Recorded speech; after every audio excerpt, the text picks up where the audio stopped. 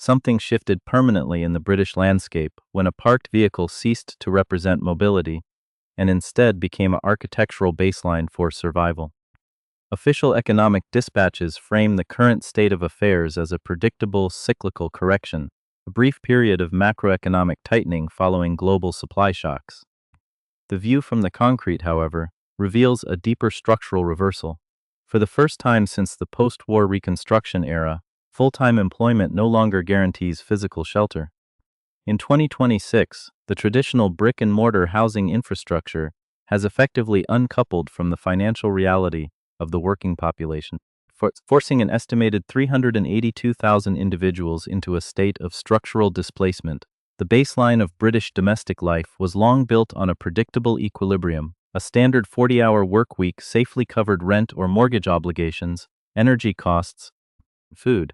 This stability was reinforced by a public safety net designed to absorb individual financial shocks.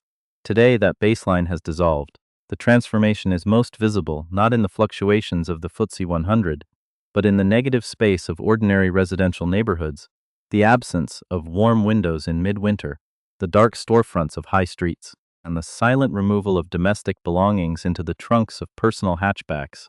Data from independent monitoring organizations indicates that the strain is systemic rather than incidental. According to reports from Just Fair, roughly 5.5 million households across the United Kingdom are routinely reducing food intake or missing meals entirely to balance domestic budgets. When structural utility costs outpaced median wage growth, the baseline shifted from accumulation to triage.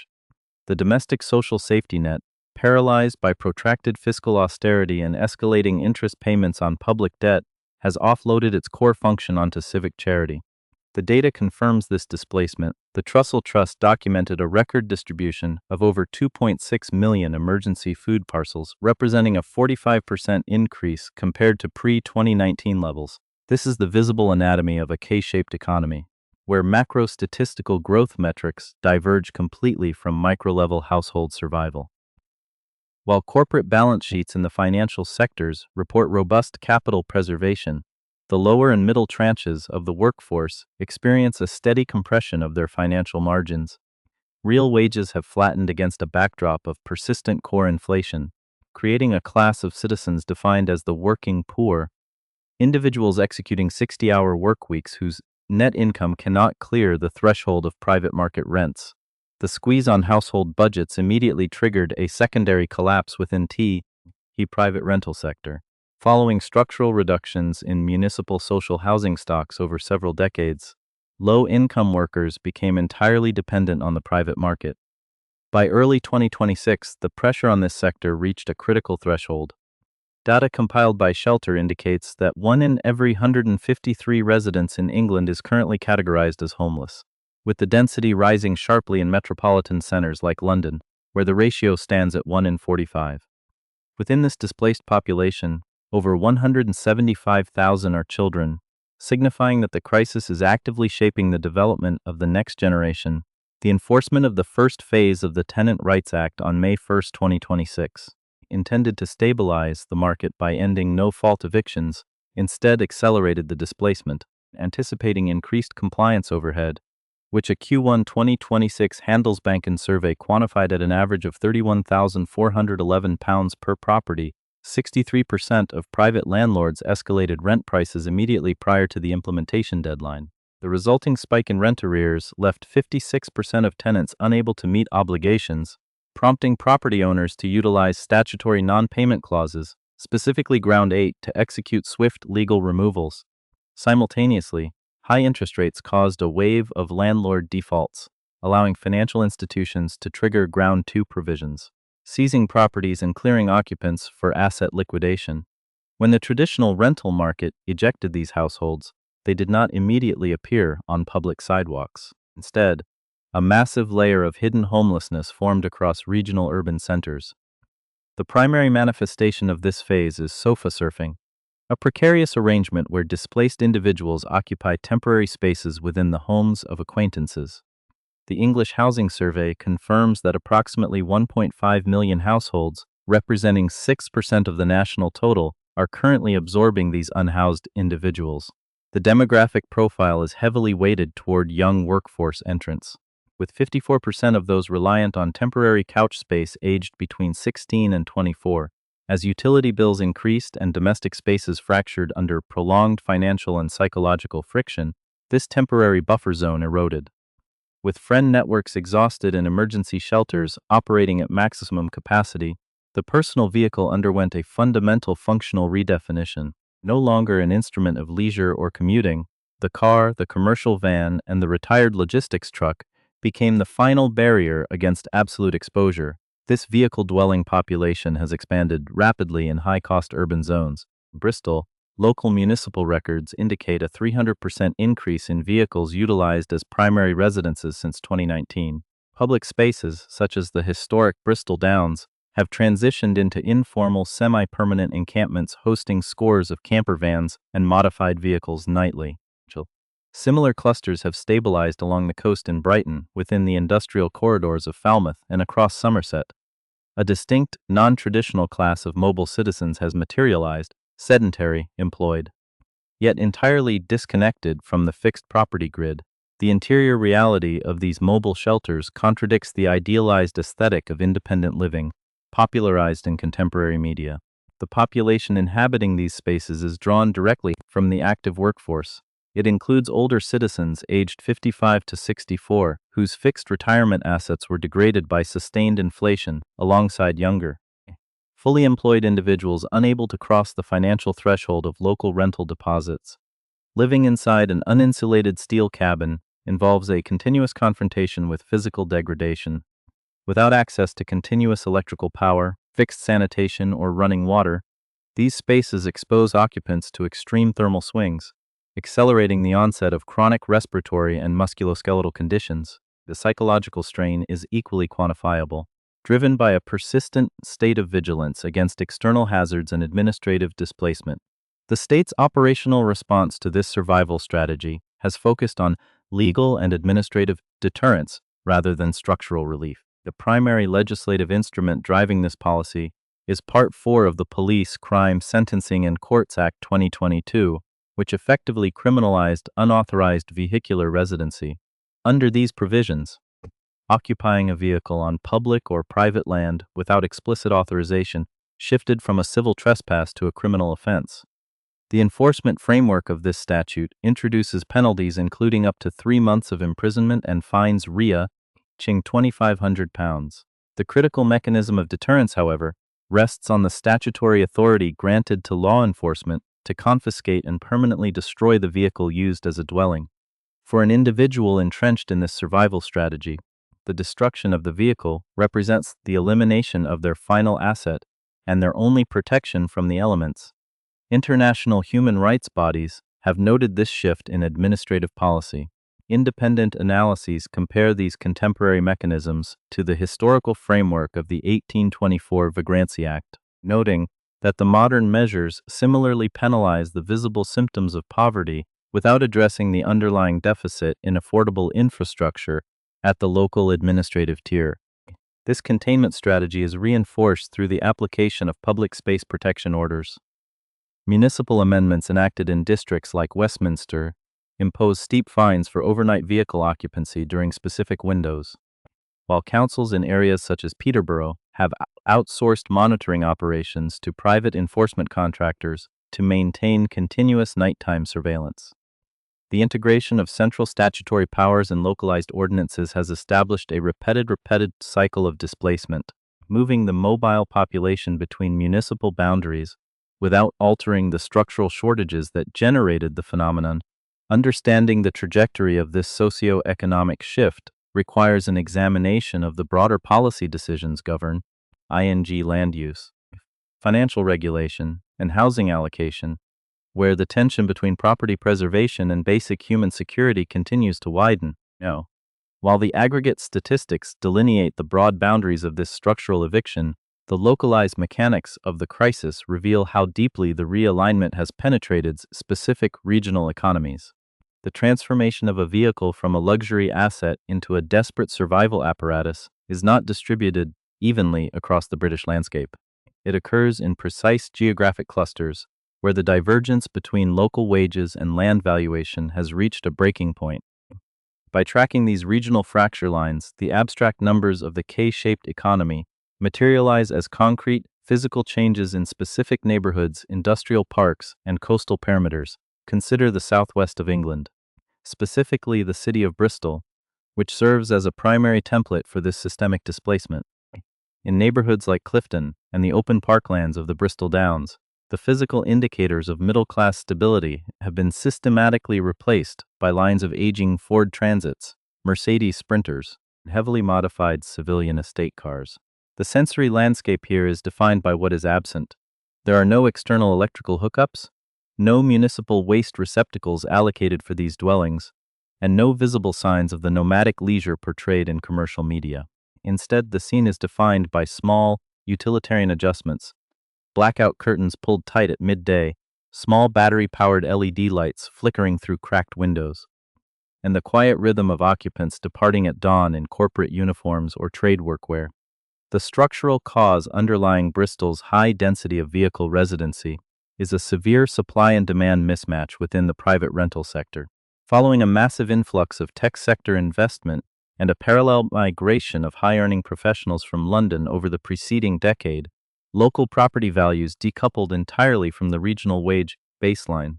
By 2026, the average monthly rent for a one-bedroom apartment in Bristol reached £1,734, while the median local take-home pay hovered just above £2,100 after tax. When over 80% of a worker's net income is consumed by basic rent, the financial architecture of an ordinary life collapses. The entry requirements of the private rental sector, often demanding a non-refundable holding deposit, 6 months of rent in advance, and a financial guarantor earning at least 3 times the annual rent, effectively lock out the lower 2/5 of the local workforce, further down the coast, in Cornwall and regional hubs like Falmouth.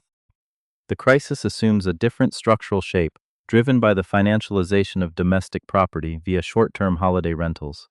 In these coastal zones, traditional long-term tenancies have quietly vanished. Walk through the residential lanes of Falmouth or St. Ives during the winter months, and the defining characteristic is a profound silence. The windows of rows of cottages remain dark. There are no milk bottles on steps, no children's bicycles in small gardens, and no smoke rising from chimneys. These properties are empty, held in reserve for high-yield summer tourism platforms. Consequently, local service workers, the individuals maintaining the hospitality, maritime, and healthcare sectors that support the regional economy, have been pushed to the absolute margins. In Falmouth, industrial labies and municipal cliffside parking lots have transitioned into permanent residential zones for local citizens.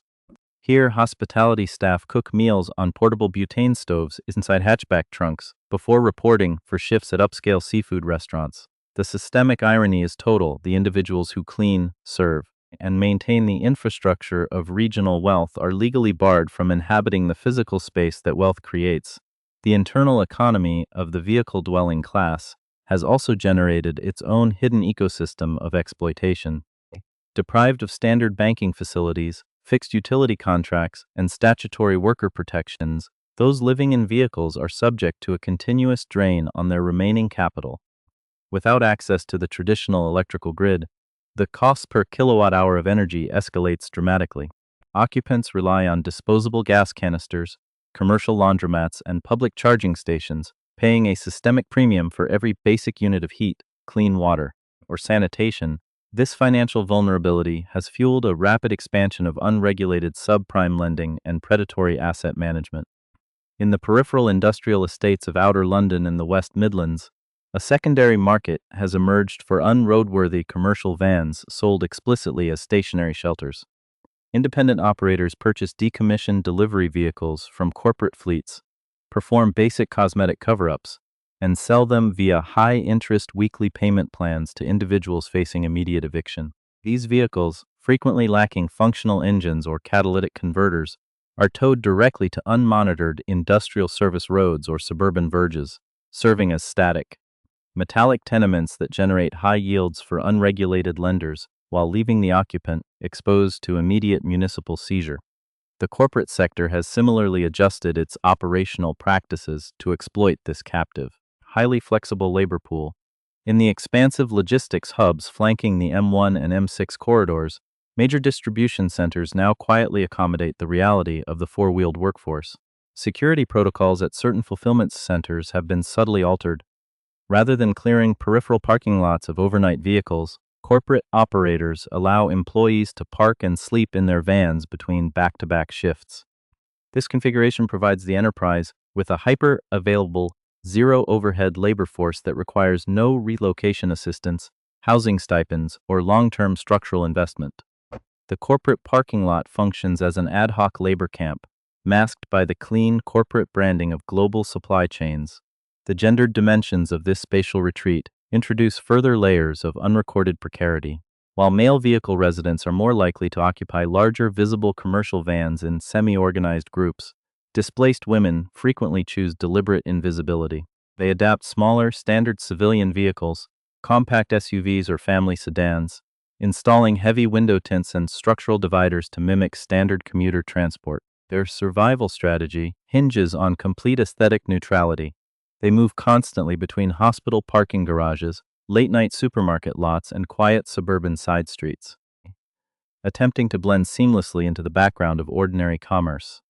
The cost of this hypervigilance is a severe sustained psychological toll, characterized by chronic sleep deprivation, profound social isolation, and the constant threat of predatory intervention at the legislative apex. This entire socio-economic reality is systematically reclassified not as a failure of market distribution, but as a deliberate breakdown of public order.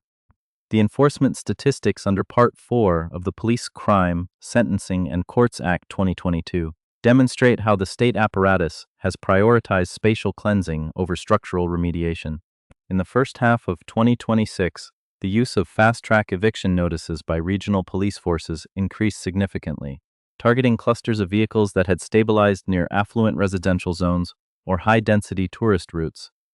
When a vehicle is seized under these provisions, the process is swift and mechanical. Municipal flatbed tow trucks, accompanied by private security contractors and local enforcement officers, arrive during the early morning hours to impound the structures. The contents, personal documents, bedding, cold weather gear, and family mementos are classified alongside the vehicle as seized property, often destined for immediate compaction at regional salvage yards. For the displaced occupant, this intervention represents an absolute reset of their survival trajectory, stripping away the final layer of physical security separating them from the concrete. The administrative machinery operates through a logic of containment and displacement rather than resolution. When an enforcement campaign clears a site like the Bristol Downs or a coastal levee in Cornwall, the underlying deficit of 382,000 housing units remains completely unaltered.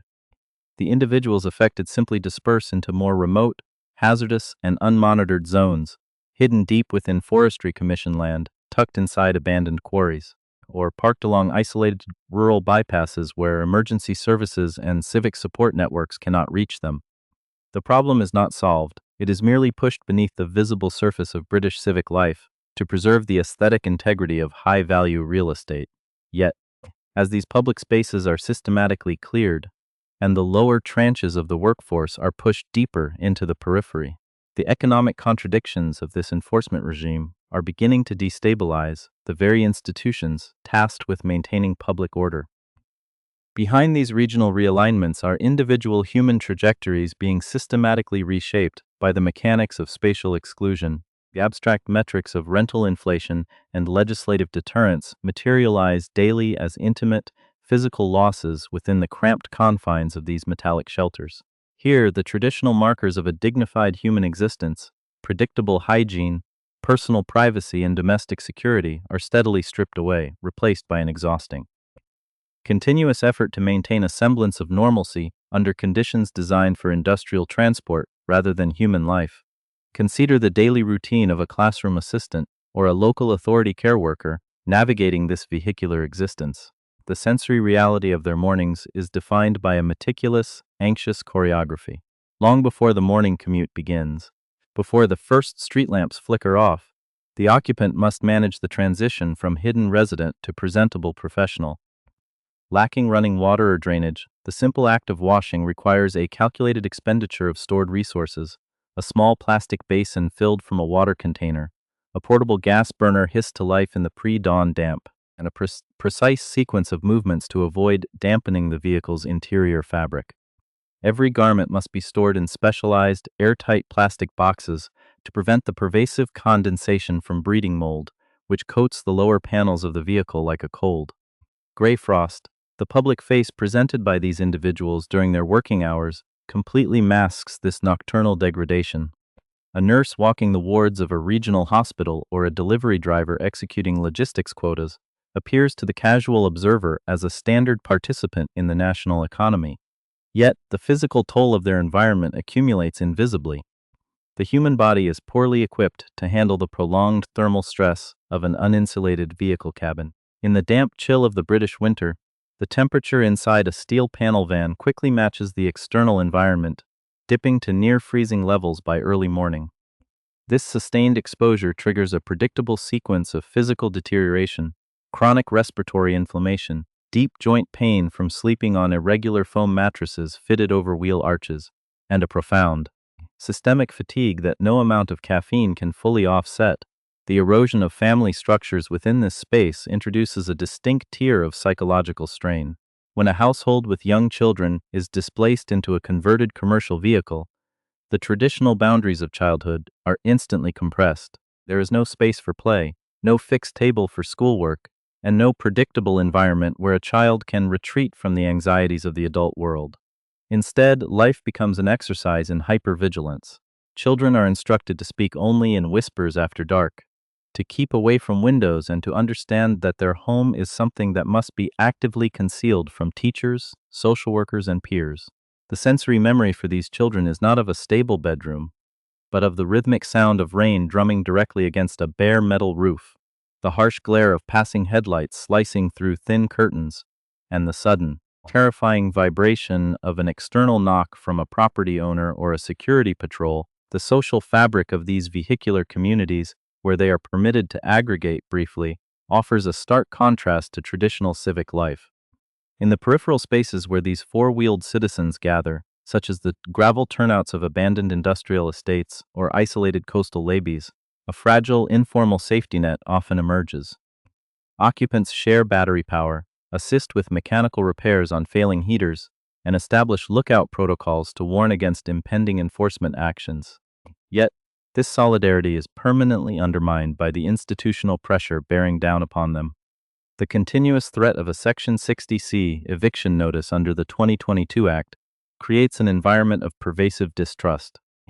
A sudden engine ignition or the sound of an approaching heavy vehicle in the middle of the night can instantly scatter a community, sending individual vehicles into the dark network of rural bypasses to seek isolated, unmonitored verges. This systematic displacement reaches its logical conclusion when the enforcement machinery intersects with the individual. The execution of a vehicle seizure is an event characterized by a cold, administrative finality. There is no dramatic confrontation. Rather, it is a process of rapid state-sanctioned asset liquidation. When a flatbed tow truck arrives to enforce a public space protection order or a criminal trespass charge, the occupant is given only minutes to extract what can be carried by hand. The rest of their domestic world, the small gas stove, the winter coats, the school books, the framed photographs wedged into the dashboard, remains inside the vehicle as it is winched onto the bed. Within hours, the vehicle is processed through a regional salvage repository, its steel chassis crushed and processed into industrial scrap, effectively erasing the final physical footprint of the household's independence. This structural trajectory reveals the true nature of the 2026 housing crisis, stripping away the euphemisms of cyclical markets and policy adjustments. The criminalization of vehicular residency is not an accidental byproduct of a clumsy legal framework, but a deliberate mechanism designed to insulate land values from the visible consequences of market failure. By transforming the act of survival into a criminal offense, the state apparatus effectively pathologizes poverty, rendering the displaced population invisible to preserve the pristine aesthetic of an elite-driven real estate market. The system does not build homes. It builds legal boundaries to keep the unhoused from contaminating the view of the properties they can no longer afford. The narrative of British development has thus come full circle. The nation that pioneered the urbanization of the Western world through the architectural triumphs of the Industrial Revolution now presides over a landscape where its workforce retreats into mobile steel boxes, hiding in the shadows of the very infrastructure they maintain. Wealth is no longer expressed through the creation of permanent, stable community spaces, but through the aggressive enforcement of spatial exclusion. In the quiet hours before dawn, along the dark highway labies and suburban margins of England, thousands of small engines idle continuously, burning precious fuel simply to keep the frost from settling inside the cabins. These are the modern hearths of the working class, fleeting, metallic islands of warmth drifting through a landscape of dark windows and locked doors, representing the final